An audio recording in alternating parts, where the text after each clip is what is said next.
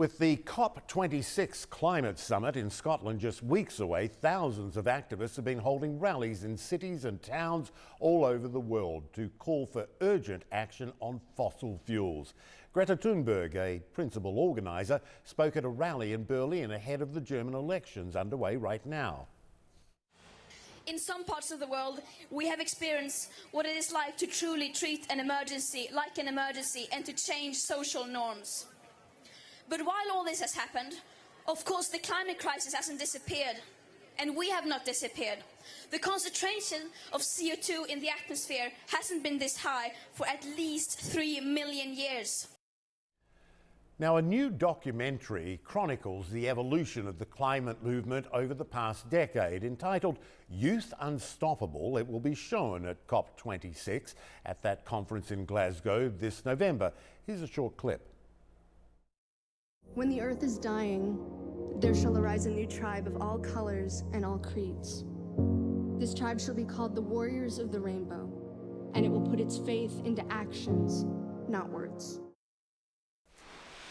And Slater Jewell-Kemker is the director of Youth Unstoppable and a climate activist. She is Canadian, but she joins me now from Virginia. And thanks so much, and thank you for the film. And it's a film you were making since you were 15 years old. And as you say, you didn't know it at the time, but you were documenting the rise of the youth climate movement. What perhaps has surprised you most about your journey?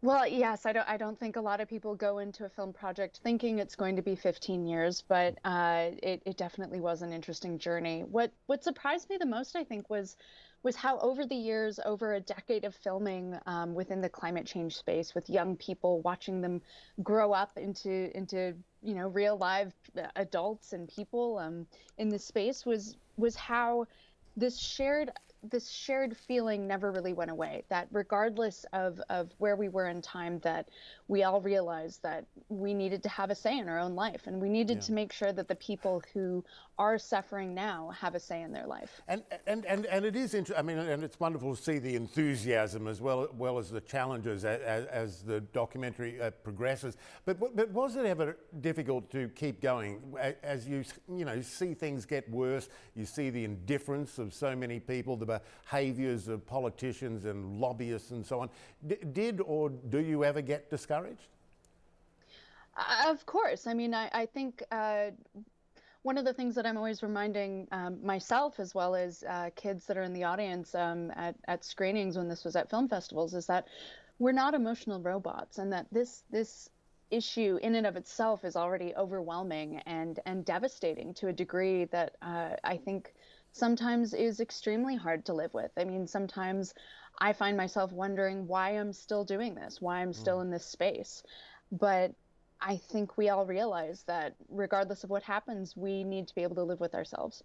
And you raise an important point. I mean, the young are the ones who will have to live with these impacts as they continue to worsen. What is the stress damage done to young people as they watch adults who control the purse strings and wield the power and who don't do anything or don't do enough? How stressful is it for young people to see climate science deniers still get oxygen?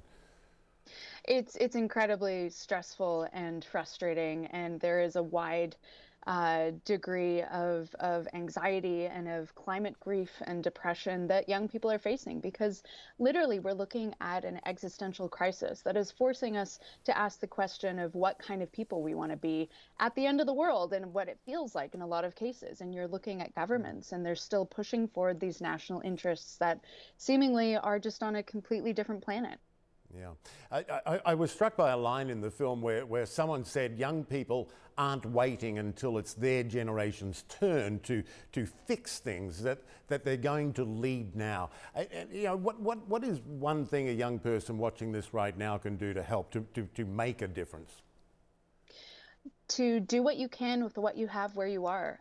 When I first started, I didn't know how to be an activist. I knew that I loved filmmaking. I loved storytelling. It's how we connect as people. And so I think on the one hand, identifying what are the things you're passionate about and applying it to connecting as humans within this climate crisis, but also to be aware that your life is interconnected with so many things around you, and if you can do one thing, try to vote in politicians and people who actually represent you and who will divest from fossil fuels. Yeah, yeah. Clearly, you know, the, let's say, older generation has done the damage and then not done enough to undo the damage. What have you learned about the power behind the youth movement, the momentum that they have created? It's been clear from the very beginning, from 1992, when Severin Suzuki was the first young person to address the UN.